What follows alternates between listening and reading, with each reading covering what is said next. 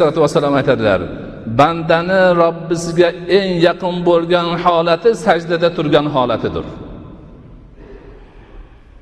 Banda xursand bo'lsin, Allohga eng yaqin bo'lgan nuqtaga erishdi. Ana endi so'raydiganini so'ravasin, xorlik zorida va Robbisiga yaqin bo'lgan holida. Mana bu narsalar hammasi demak bizning qalbimizdan o'tishi kerak. Butun vujudimizdan o'tishi kerak, ruhimizdan o'tishi kerak. Azon aytilyapti. Azon nima? Chaqiriq. Azonni eshitgan banda deydilar mashoyixlar, qiyomatda chaqirig'ini esga olsin. Qiyomat chaqirganda hamma har tarafdan mahshargohga gurullab keladi.